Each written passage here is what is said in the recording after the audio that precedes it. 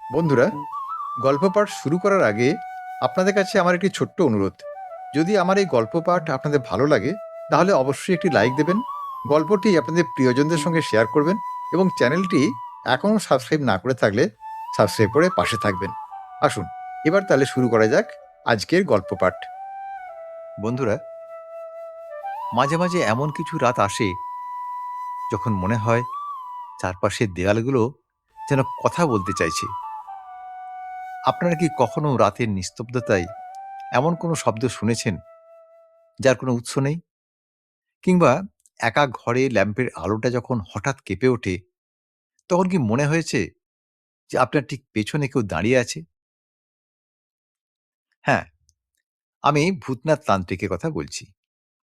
মানুষ যাকে পাগল বলে, আমি তাকে চিনি অন্ধকারের এক গভীর রহস্যময় মানুষ হিসেবে। তার সেই পুরনো আলখাল্লা আর জরাজীর্ণ ডায়েরির পাতায় এমন সব ঘটনা লেখা আছে যা শুনলে আপনাদের রক্ত হিম হয়ে যাবে।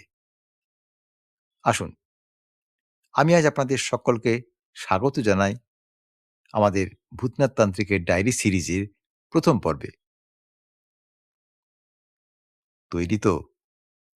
হ্যাঁ, তবে ল্যাম্পটা একটু কমিয়ে নিন, কারণ গল্পটা শুরু হচ্ছে এখনই।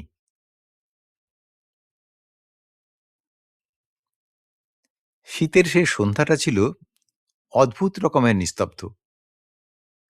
দক্ষিণ কলকাতার এই একচিলতে ফ্ল্যাটে বাইরের শহরের কোলাহল যেন দেয়াল টপকে ভেতরে ঢোকার সাহস পাচ্ছিল না। আমার পড়ার টেবিলের ল্যাম্পটা টিমটিম করে জ্বলছে, আর জানলার কাঁচের গায়ে জমেছে পাতলা কুয়াশার আস্তরণ। ঠিক সেই সময় নিস্তব্ধতাকে চিরে দরজায় মৃদু করাঘাত হলো। 3টে টোকা, ঠিক যেন কোনো নিয়ম মেনে, ছন্দে ছন্দে। আমি দরজা খুলতেই দেখলাম করিডোরে ম্লান আলোয় দাঁড়িয়ে আছেন ভূতনাথ। পরনে তার সেই অতি পরিচিত জরাজীর্ণ আলখাল্লা, আর গায়ে একটা পুরনো শাল জড়ানো। তার চুলে পাক ধরেছে ঠিকই, কিন্তু চোখের দৃষ্টিতে আজও সেই একই ধার, যে দৃষ্টি যেন নিমেষেই মানুষের মনের গহীনে তলিয়ে গিয়ে সব রহস্যের শিকড় খুঁজে নিতে পারে। ঘরে ঢুকেই তিনি অভ্যাস মতো কোণের আরাম কেদারায় গিয়ে বসলেন। আমি তার জন্য ধোঁয়া ওঠা চায়ের কাপ এগিয়ে দিলাম। ভূতনাথ কোনো ভূমিকা ছাড়াই শুরু করলেন। তার কণ্ঠস্বরটা যেন কোনো প্রাচীন মন্দিরের ঘণ্টাধ্বনি, গম্ভীর অথচ তাতে এক বিষাদময় সুর মিশে আছে। তিনি বললেন, সব রহস্যের সমাধান কি আর বইয়ের পাতায় পাওয়া যায় শিবেন? মানুষ ভাবে যুক্তি দিয়ে সব বিচার করা সম্ভব, কিন্তু এই পৃথিবীর অন্দরে ধুলোমাখা পুঁথির পাতায় বা পরিত্যক্ত কোনো অট্টালিকার কোণে এমন কিছু অন্ধকার লুকিয়ে থাকে যা মানুষের বুদ্ধির সীমানা পেরিয়ে যায়। আজকের গল্পটা কোনো বই থেকে নেওয়া নয়, এ আমার ডায়েরির পাতার থেকে তুলে আনা এক অভিশপ্ত স্মৃতি। সেদিনের সেই গধূলির আকাশ আজও আমার চোখের সামনে ভাসছে। ঘটনাটা অনেক বছর আগের। তখন আমি যৌবনের কোঠায়, ভব উড়ে স্বভাবের মানুষ, ভারতের এ প্রান্ত থেকে ও প্রান্তে ঘুরে বেড়াতাম। একবার এক দুর্গম পাহাড় এলাকার পথে ভুল করে পথ হারিয়ে ফেলেছিলাম। দিনটা ছিল অগ্রহায়ণের শেষাশেষি। শীতল গোধূলি মানেই তো বিষাদ। আকাশে রং পাল্টে হয়ে গেছিল কালচে বেগুনি। গ্রামগুলো তখন অনেক দূরে, পাহাড়ের ঢালে ছোট ছোট দ্বীপের মতো জ্বলছে। আমার সঙ্গে তখন কোনো মানচিত্র ছিল না, ছিল শুধু একটা লাঠি আর কাঁধে ঝোলানো ঝোলা। হঠাৎ করেই পাহাড়ের বাঁক ঘুরতেই নজরে এলো এক বিশাল অট্টালিকা। এককালে হয়তো কোনো জমিদার বা ছোটখাটো রাজার আস্তানা ছিল, আর এখন তার দেয়ালগুলো লতাপাতায় ঢাকা, পাথরের গায়ে জমেছে শ্যাওলার আস্তরণ। বিশাল সেই তরুণদ্বারটা অর্ধেক খোলা। ভেতরে ঢুকতেই এক অদ্ভুত ঠান্ডা স্রোত আমার গা ছুঁয়ে গেল। পাহাড়ের হাওয়া তো স্বাভাবিকভাবেই ঠান্ডা হয়, কিন্তু এই জন্য হাড়ের ভেতর ঢুকে পড়া কোনো হিমেল অনুভূতি। আমি বারান্দায় দাঁড়িয়ে ডাক দিলাম, কেউ আছেন? আমার গলার স্বর সেই বিশাল শূন্য বাড়িটিতে প্রতিধ্বনি হয়ে ফিরে এলো। কেউ উত্তর দিল না। শুধু উপরের তলার কোন একটা জানলার থেকে একটা দীর্ঘশ্বাসের মতো শব্দ ভেসে এলো। মানুষ কি, নাকি ওই পরিত্যক্ত বাড়িরই কোনো অশরীরী অস্তিত্ব?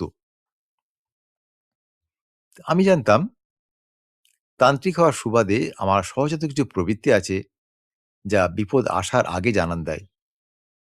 আমার সিদ্ধাঁড়ার দিয়ে একটা অদ্ভুত শিহরণ খেলে গেল। ভূতনাথ এক চুমুক চা খেলেন। ধোঁয়া পাকিয়ে উঠল তার মুখের সামনে। মনে হলো ধোঁয়ার কুণ্ডলীর ভেতর থেকে কোন এক প্রাচীন মুখ আমার দিকে তাকিয়ে আছে। তিনি থামলেন না, বলে চললেন,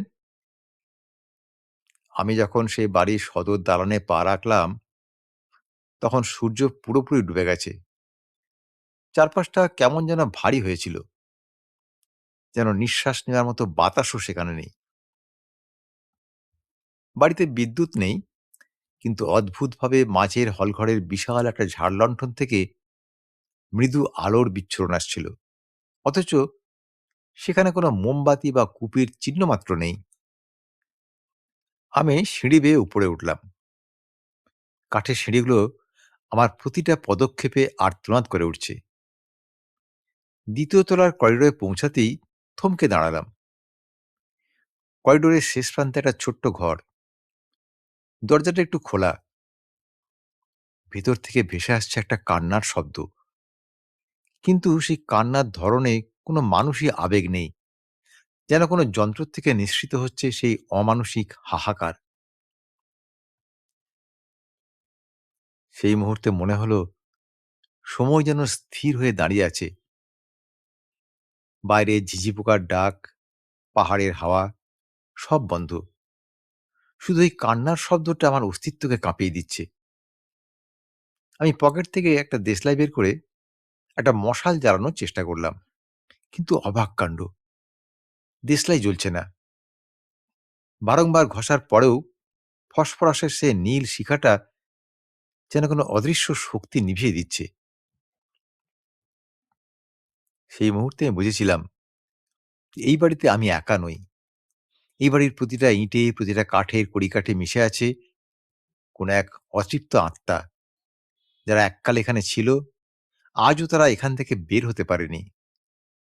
তারা আটকা পড়ে আছে এই কালের সীমানায়, যেখানে আমার মতো একজন আগন্তুকের পায়ের শব্দ তাদের নিস্তব্ধতাকে বিঘ্নিত করছে। ভূতনাথ একটু ঝুঁকে এলেন।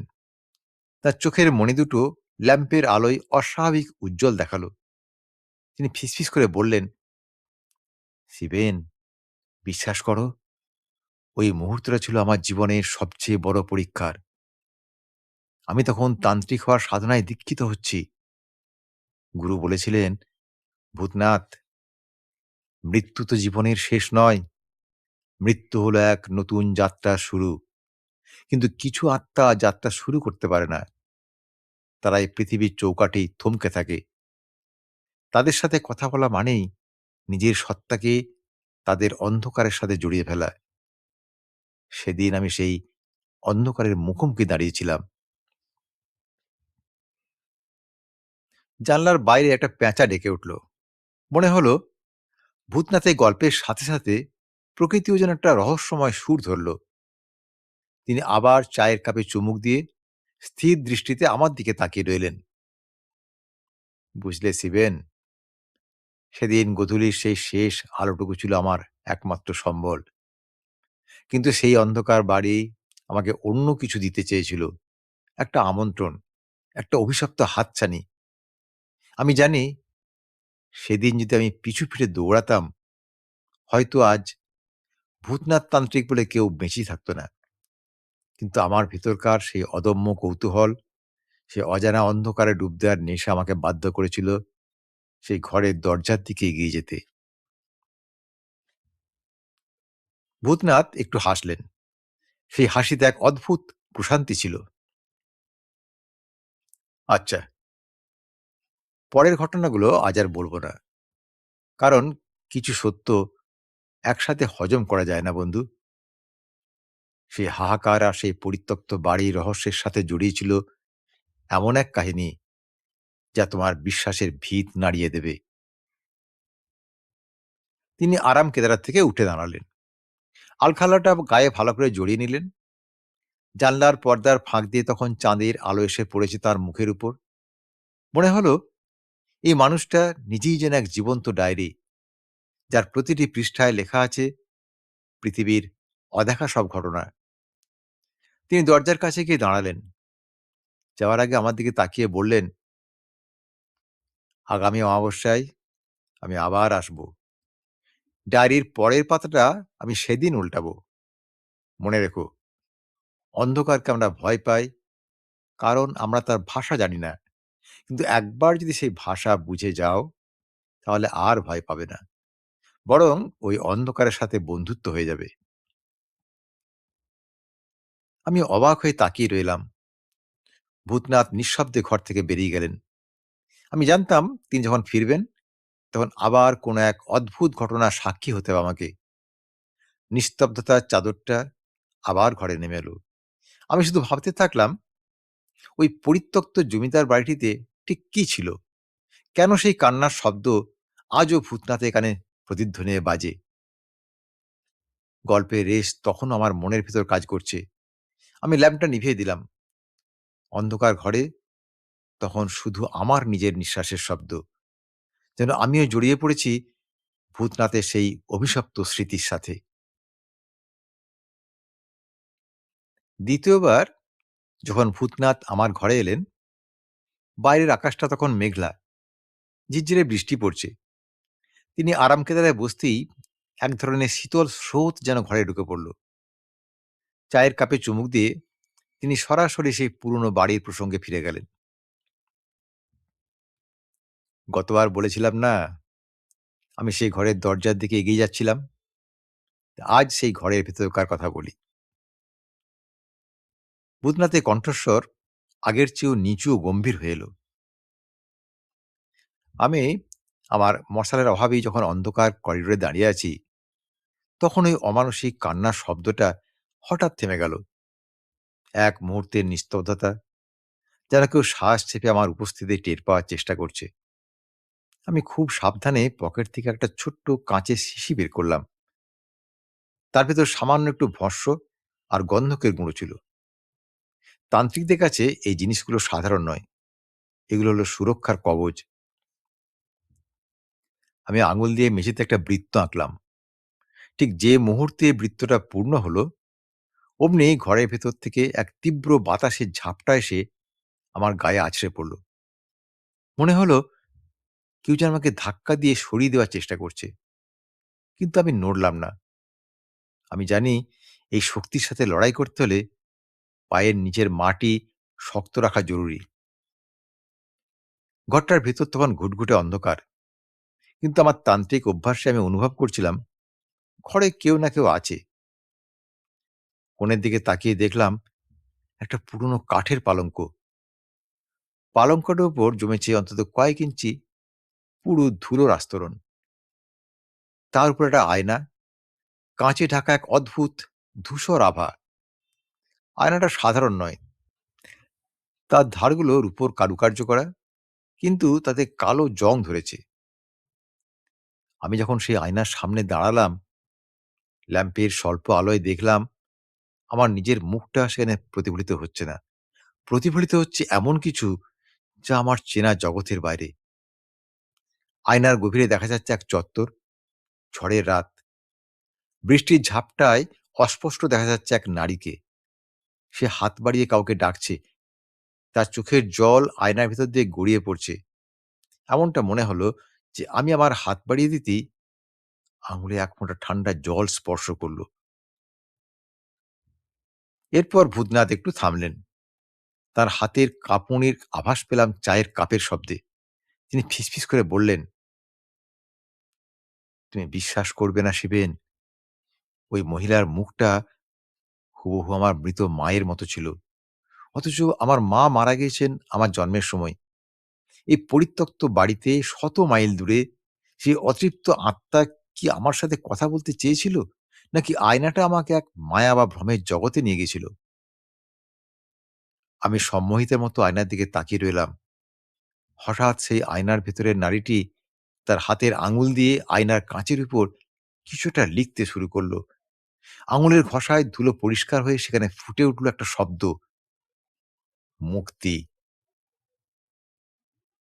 মুক্তি শব্দটা পড়া মাত্রই পুরো বাড়িটা যেন একটা প্রচন্ড ভূমিকম্পে কেঁপে উঠল। ছাদ থেকে ঝুরঝুর করে ধুলো আর প্লাস্টার খসে পড়তে লাগলো। ঘরের দেওয়ালগুলো যেন সংকুচিত হয়ে আসছে। আমি অনুভব করলাম আমার চারপাশে বাতাসটা উত্তপ্ত হয়ে উঠছে। এই আত্মাটি মুক্তি চাইছে, কিন্তু কিভাবে? কার কাছ থেকে? এই বাড়ির ইট পাথর কি তাকে বন্দি করে রেখেছে, নাকি তার নিজের কোনো অপূর্ণ ইচ্ছা তাকে অশরীরী দশায় আটকে রেখেছে? আমি আমার ঝোলার থেকে একটা জপমালা বের করলাম, মনে মনে মন্ত্র পড়তে শুরু করলাম, কিন্তু আমার কণ্ঠস্বর যেন আমার গলাতেই আটকে যাচ্ছে। বাইরে সেই ঝড়ের শব্দও যেন বাড়ির ভেতরে ঢুকে পড়ছে। বাতাসের ঝাপটায় আয়নাটা বারবার কেঁপে উঠছে। হঠাৎ দেখলাম আয়নার ভেতরকার সেই মহিলার প্রতিচ্ছবি ক্রমশ ফ্যাকাশে হয়ে আসছে, আর তার জায়গায় ফুটে উঠছে আর একটা ছায়া, একজন লম্বা পুরুষ যার হাতে একটা খঞ্জর বা ছুরি জাতীয় কিছু। ভূতনাথ সোজা হয়ে বসলেন। তার চোখে তখন এক অদম্য উত্তেজনা। "দেখো শিবেন, সেদিন আমি প্রথমবার বুঝেছিলাম তন্ত্রের মানে কেবল মন্ত্র পড়া নয়। তন্ত্রের মানে হলো দেখা, যা সাধারণ মানুষ দেখতে পায় না।" সেই ছায়ামূর্তিটি যে আমার পেছনে দাঁড়িয়ে ছিল তা আমি অনুভব করতে পারছিলাম। তার হাতের ঠান্ডা স্পর্শ আমার ঘাড়ে লেগেছিল। সে চাইছিল না আমি সেই আয়নার রহস্য উদ্ধার করি। সে চাইছিল সে অতৃপ্ত আত্মা চিরকাল ওই আয়নার ভেতরেই বন্দী থাক। ঘরের তাপমাত্রা হঠাৎ হিমাঙ্কের নিচে নেমে গেল। আমার নিঃশ্বাস থেকে সাদা ধোঁয়া বের হতে লাগলো। আমি জানি আমি যদি এখন ভয় পাই তবে এই বাড়ির থেকে আর জীবিত ফেরা হবে না। আমি আমার ঝোলার থেকে একটা পুরনো তামা আর পিতলের তৈরি তাবিজ বের করলাম। গুরুর দেওয়া শেষ রক্ষা কবচ। ভূতনাথ এক মুহূর্ত চুপ করে রইলেন। তারপর গম্ভীর গলায় বললেন, "শিবেন, সেই রাতে যদি আমি সেই আয়নাটা ভেঙে না ফেলতাম তবে হয়তো ওই বাড়ির রহস্য আজও অধরাই থেকে যেত। কিন্তু আয়না ভাঙার পরিণতি যে এত ভয়ঙ্কর হবে তা আমি কল্পনাও করিনি।" বাইরে বৃষ্টিটা আরো বেড়ে গেল। আমার ঘরের জানলার কাঁচের গায়ে বৃষ্টির ঝাপটা যেন সেই পরিত্যক্ত বাড়ির আর্তনাদ। আমি ভূতনাথের দিকে তাকিয়ে রইলাম, তার ডায়েরির পরের পাতাটা উল্টানোর অপেক্ষায়। আজকের এই অভিজ্ঞতা যেন আমার নিজের ঘরের অন্ধকার কোণটাকেও জীবন্ত করে তুলল। ভূতনাথ আমার দিকে তাকিয়ে একটা অদ্ভুত ম্লান হাসি হাসলেন। তারপর আবার শুরু করলেন, "আয়না ভাঙার শব্দটা যেন এই বাড়ির সব থেকে বড় অভিশাপ ডেকে আনলো শিবেন। কাঁচ ভাঙার সেই ঝনঝনানি শব্দটা যেন কোনো এক অশুভ মন্ত্রের মতো করিডোরে প্রতিধ্বনি হয়ে ফিরে এলো। আমি যখন সেই রূপোর কারুকার্য করা আয়নাটার উপর আমার লাঠির বাড়িটা সজোরে মারলাম, তখন আয়নাটা ভেঙে হাজার টুকরো হয়ে মেঝেতে ছড়িয়ে পড়ল। কিন্তু কি অদ্ভুত, সেই টুকরোগুলোর মধ্যে আমি আমার প্রতিচ্ছবি দেখতে পেলাম না, বরং প্রতিটি ভাঙা কাঁচের টুকরোয় আলাদা আলাদা অস্পষ্ট মুখ ভেসে উঠছে, যাদের চোখগুলো হাহাকারে ভরা। হঠাৎই সেই লম্বা ছায়ামূর্তিটি যে আমার পেছনে দাঁড়িয়ে ছিল সে অদৃশ্য হয়ে গেল, কিন্তু ঘরটা যেন জীবন্ত হয়ে উঠল। দেয়ালের লতাপাতাগুলো যেন আমার দিকে সাপের মতো এগিয়ে আসতে লাগলো। আমি বুঝতে পারলাম বাড়িটা নিজেই একটা জীবন্ত সত্তা। যারা এই বাড়ির মালিক ছিল তারা হয়তো মৃত্যুর পরেও তাদের রাজপ্রাসাদ ছাড়তে চায়নি। আমি আমার ঝোলার থেকে কয়েক মুঠো শ্মশানের ভস্ম বের করে চারদিকে ছিটিয়ে দিলাম। মেঝেতে সেই ভস্ম পড়তেই এক নীল রঙের শিখা জ্বলে উঠল। তান্ত্রিকদের ভাষায় একে বলে অগ্নিগণ্ডি। এই গণ্ডির ভিতরে কোনো অশুভ শক্তি প্রবেশ করতে পারে না। কিন্তু আমি অবাক হয়ে দেখলাম সেই নীল আগুনের শিখাটা একটা নির্দিষ্ট জায়গায় এসে থমকে দাঁড়িয়েছে, ঠিক সেই আয়নার ভাঙা টুকরোগুলোর উপরে। সেই টুকরোগুলো যেন চুম্বকের মতো একে অপরের দিকে সরতে লাগলো। আমি দেখলাম ভাঙা কাঁচগুলো জোড়া লেগে আবার আয়নার আকার ধারণ করেছে, কিন্তু এবার তার ভেতরকার দৃশ্যটা বদলে গেছে। সেখানে আর সে নারী বা পুরুষটিকে দেখা যাচ্ছে না। সেখানে দেখা যাচ্ছে সেই বাড়িটারই একটা রূপোলী ম্যাপ, যেন বাড়ির নিচে কোন এক গোপন কুঠুরির নিশানা। কেন সেই ম্যাপ আমাকে দেখাচ্ছিল? ভূতনাথ প্রশ্ন করলেন নিজেকেই। তারপর আমার চোখের দিকে তাকিয়ে বললেন, শিবেন, আমি তখন বুঝলাম এই বাড়িটা কেবল একটা সাধারণ অট্টালিকা নয়, এটা একটা বন্দিশালা। শতাব্দীর পর শতাব্দী ধরে কত যে আত্মা এখানে আটকে পড়ে আছে তার ইয়ত্তা নেই।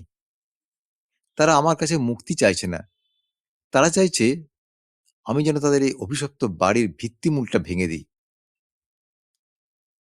আমার পায়ের তলার মেঝেটা হঠাৎই কাঁপতে শুরু করলো। আমি ভারসাম্য রাখার জন্য দেওয়াল ধরলাম, কিন্তু দেয়ালটা যেন মানুষের চামড়ার মতো উষ্ণ। আমি ভয়ে হাত সরিয়ে নিলাম। আমার হাতের তালুতে তখন অদ্ভুত এক কালচে দাগ লেগে গেছে। সেটা ধুলো নয়, সেটা যেন কোনো পুরনো রক্তের ছাপ। আমি চিৎকার করে বললাম, আমি তোমাদের মুক্তি দেব না, আমি শুধু চাই এই বাড়ি থেকে বেরিয়ে যেতে। কিন্তু বাড়িটা যেন আমার কথা শুনছে না। দরজাগুলো নিজের থেকেই বন্ধ হয়ে গেল, জানলাগুলো যেন আঠা দিয়ে আটকে গেল।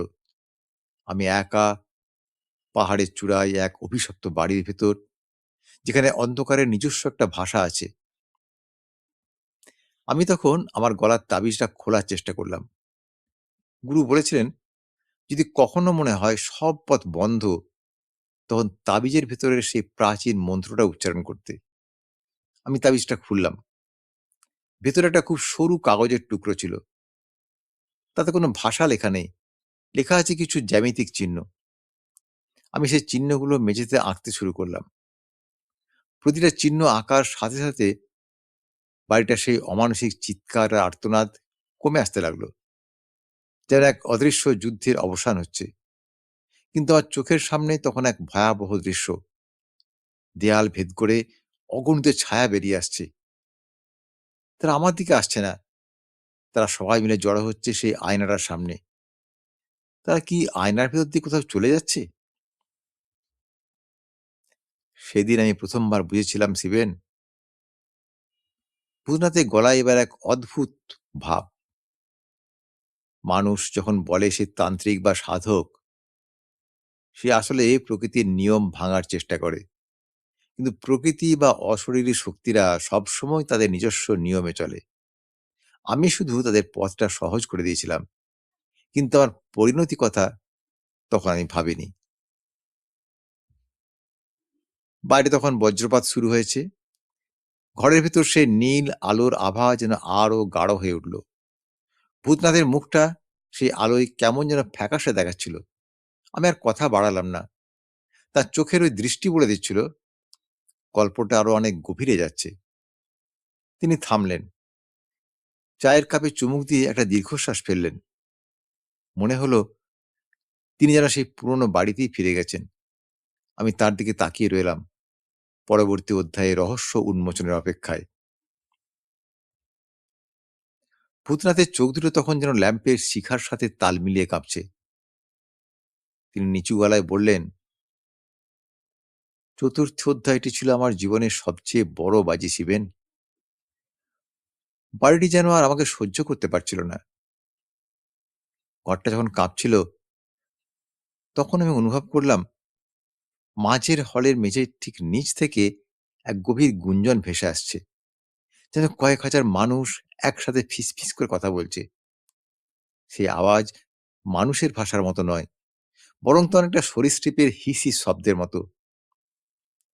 মেঝেতে আমি যে জ্যামিতিক চিহ্নগুলো এঁকেছিলাম সেগুলো এখনো জ্বলজ্বল করছে। সেগুলোই কি কোনো গোপন দরজার চাবিকাঠি?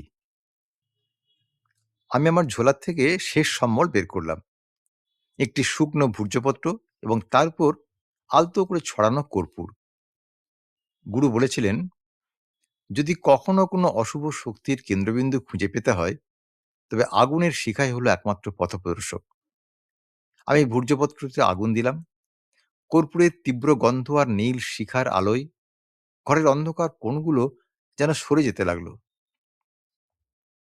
দেখলাম পালঙ্কের ঠিক নিচে মেঝের একটা অংশ ধীরে সুস্থে সরে যাচ্ছে। সেখানে কোনো সিঁড়ি নেই, আছে একটা সরু খাদের মতো গহ্বর। আর সেই গহ্বর থেকে বেরিয়ে আসছে এক দম বন্ধ করা পচা গন্ধ, যেন শতাব্দীর পর শতাব্দী ধরে কোনো অন্ধকার কবরের দম আটকে ছিল। আমি মশালটা সেই গহ্বরের দিকে ঝোঁকালাম। যা দেখলাম তাতে আমার পায়ের নিচের মাটি যেন সরে গেল। গহ্বরের নিচে স্তূপ হয়ে আছে অজস্র মানুষের মাথার খুলি আর হাড়।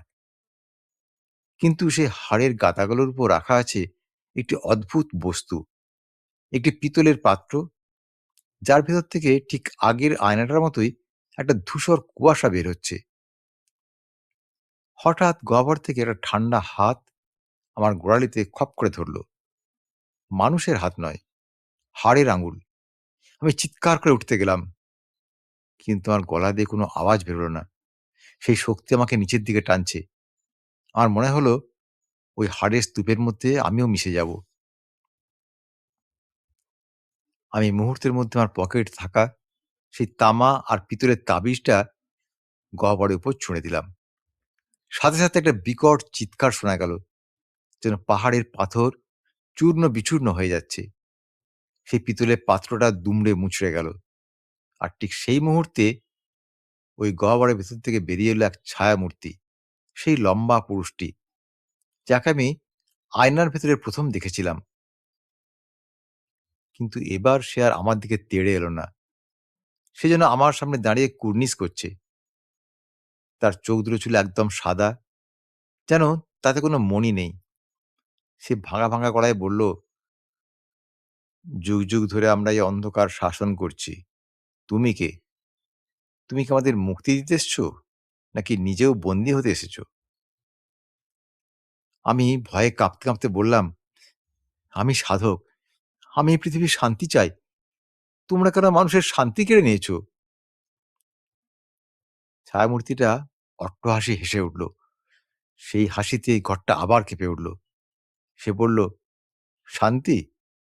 শান্তি এই অট্টালিকার দেয়ালে কোনো দিন ছিল না। আমরা বন্দী নই, আমরাই এই বাড়ির প্রাণ। আমরা যদি এখান থেকে বেরিয়ে যাই, তবে এই পাহাড়ের নিচ থেকে অভিশাপ ছড়িয়ে পড়বে গোটা গ্রামে। তুমি আমাদের মারতে এসছো, নাকি রক্ষা করতে? আমি তখন দ্বন্দ্বে পড়ে গেলাম। যদি আমি এদের ধ্বংস করি, তবে কি সত্যিই কোনো বড় বিপদ ডেকে আনবো? কিন্তু এদের রেখে দিলেও তো এই অশুভ শক্তির দাপট চলতেই থাকবে। আমার হাতে তখন কেবল একটি অস্ত্র, আগুনের শিখা। আমি আমার ধনুচিটার থেকে অবশিষ্ট ধুনো ও কর্পূর গহ্বরের ভেতর নিক্ষেপ করলাম। আগুনটা দাউ দাউ করে জ্বলে উঠল। কিন্তু সে আগুন লাল নয়, সে আগুন ছিল গাঢ় বেগুনি রঙের।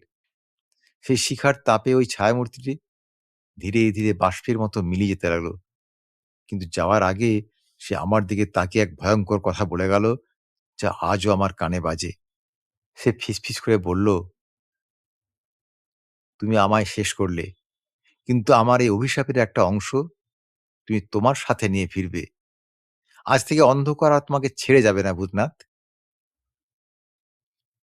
ভূতনাথ একটু থামলেন, তার মুখটা ঘেমে উঠেছে।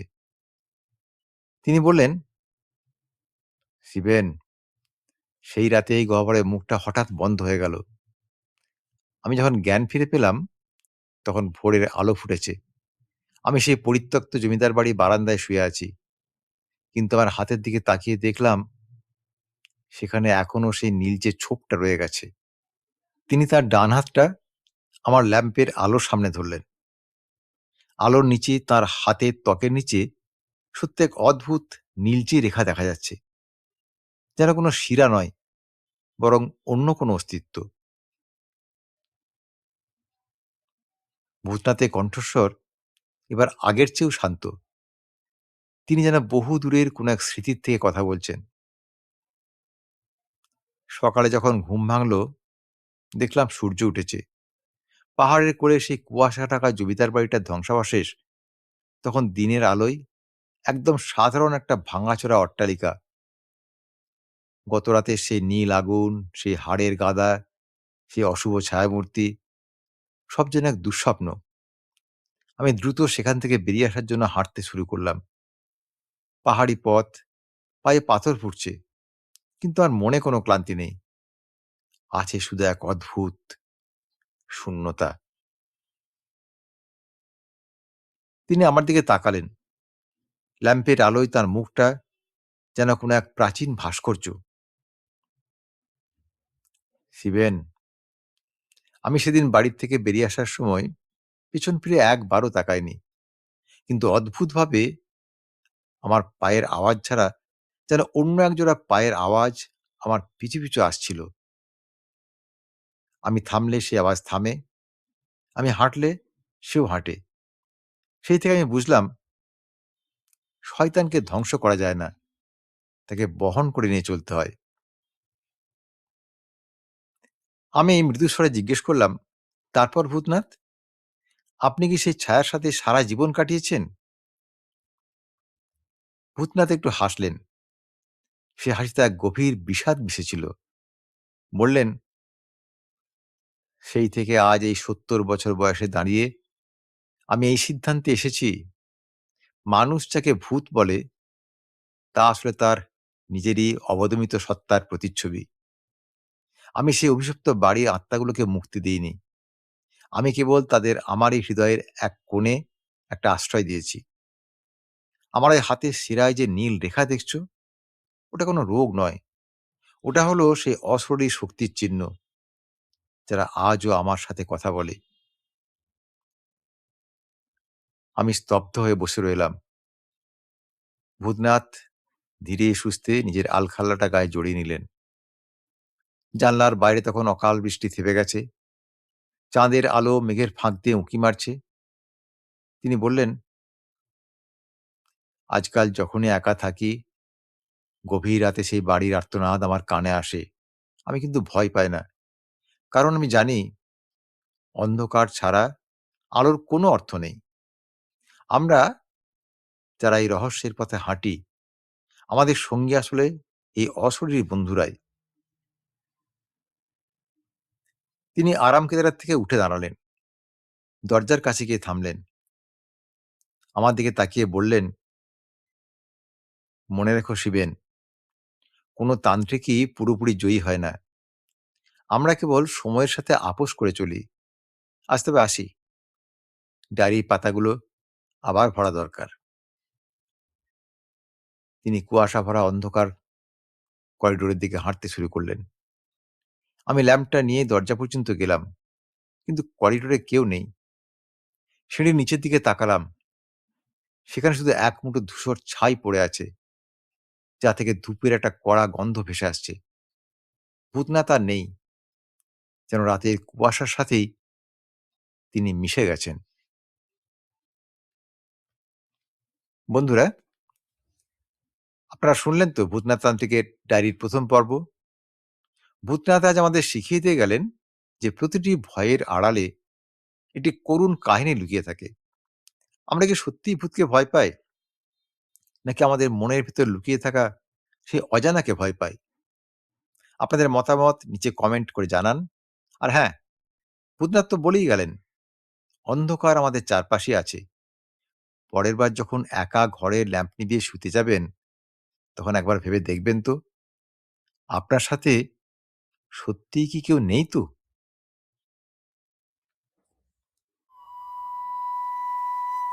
আজকের গল্প পাঠ এখানেই শেষ হলো।